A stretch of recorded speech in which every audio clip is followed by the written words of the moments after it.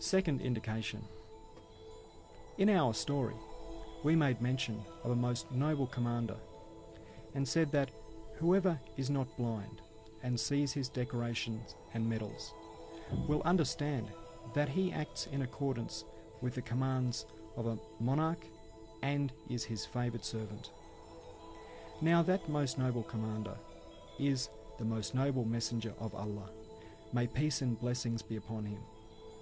The sacred creator of so ornamented a cosmos must of necessity have a noble messenger, just as the sun must of necessity have light. For the sun cannot exist without giving light, and divinity cannot be without showing itself, for the sun cannot exist without giving light, and divinity cannot be without showing itself through the sending of prophets. Is it at all possible that a beauty of utter perfection should not desire to manifest itself by means of one who will demonstrate and display it? Is it at all possible that a perfection of beauteous artistry should not desire to make itself known by means of a herald that will draw men's gazes upon it? Is it at all possible that the universal monarchy of all-embracing dominicality should not desire to announce its unity and eternal besoughtedness through the different levels of multiplicity and particularity by means of an envoy possessing two aspects? By the two aspects, we mean that he is both the envoy of the realm of multiplicity to the divine court, by virtue of his universal worship, and also the messenger of the divine court to the realm of multiplicity, by virtue of his closeness to Allah and being entrusted with his message. Is it at all possible that a possessor of infinite inherent beauty should not wish both to behold himself and to display to others in numerous mirrors the charms of his beauty and the allurements of his fairness? Allah's messenger is his beloved, making himself beloved of him by means of his worship and holding up a mirror to him. And he is also the bearer of his message, making him beloved of men and demonstrating to them the beauty of his names. Is it at all possible that the owner of treasuries full of wondrous miracles, rare and valuable items, should not wish and desire to display them to men's gaze by means of an expert jeweller, an eloquent describer, thereby revealing his hidden perfections? Is it at all possible that the one who manifests the perfection of all his names in the cosmos by means of artful adornment for men to look upon, so that the cosmos comes to resemble a palace decorated with all kinds of wondrous and subtle art, should not also designate a teacher and a guide to the wonders of his creation?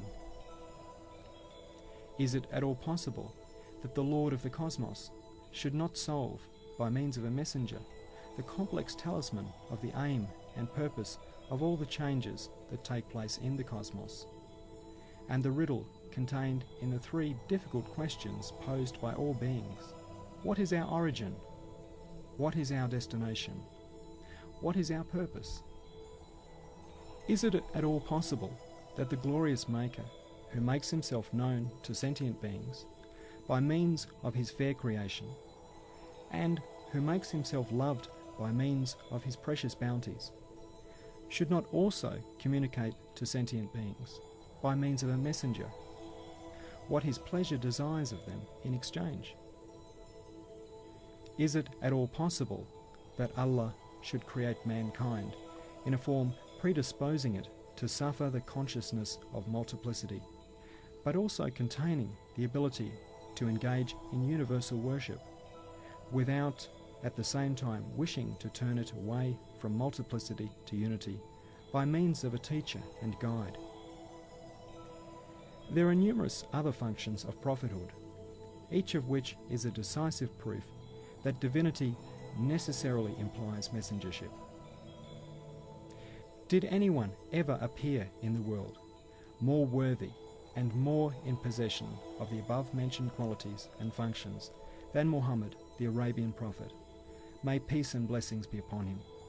Has time ever shown us one more fitting and suited to the rank of messengerhood and the task of conveying Allah's message? No, by no means. He is the master of all messengers, the foremost of all prophets, the leader of all pure ones, the closest to Allah of all those who have drawn nigh unto him, the most perfect of all creatures, the monarch of all guides to righteousness. Quite apart from the countless indications of his prophethood deriving from more than 1,000 miracles, such as the splitting of the moon and the flowing of water from his fingers, that all scholars unanimously confirm, the supreme miracle of the glorious Quran, an ocean of truth, and a book miraculous in 40 different respects, is itself enough to demonstrate his prophethood as clearly as the sun. Since we discuss the 40 different aspects of the Quran's miraculousness in other treatises, particularly the 25th word, we curtail our discussion of the matter here. Third indication. Let it not be thought that petty man is too insignificant for this vast world to be brought to an end and another realm to be unfolded simply for the sake of his being brought to account. For apparently petty man bears great importance as the master of all creatures, by virtue of the comprehensiveness of his disposition, as the herald of Allah's monarchy and the manifester of universal worship. Also, let nobody ask, how can one earn eternal torment in the course of a very brief life? For unbelief seeks to drag creation, something as valuable and exalted as a letter written by Allah, down to the depths of meaninglessness and purposelessness. It is an insult to all being, since it denies and rejects the manifestations and impresses of Allah's sacred names that are visible in all being, and it seeks to negate all the infinite proofs that demonstrate the veracity and truthfulness of Allah Almighty. Hence, unbelief is a crime of infinite proportions, deserving of infinite punishment. Fourth indication. In the story, we saw by means of 12 aspects that a king who had one realm, resembling a transient hospice, must, of necessity, have another realm, one eternal and permanent, manifesting his splendour and the sublimity of his power. In the same way, it is not at all possible that the eternal creator of the transient world should not create also an eternal realm. It is not possible that the everlasting maker of this fine but unstable cosmos should not create another cosmos, permanent and lasting. It is not possible that the wise, powerful and merciful creator of this world, which is like an exhibition or a testing ground or a field, should not create also a hereafter in which the purposes of this world shall be made manifest.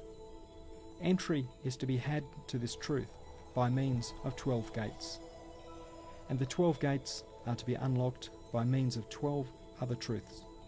We will begin with the shortest and simplest of them. سبحانك لا علم لنا إلا ما علمتنا إنك أنت العليم الحكيم. Glory be unto you. We have no knowledge save that which you have taught us. Indeed, you are all-knowing, all-wise.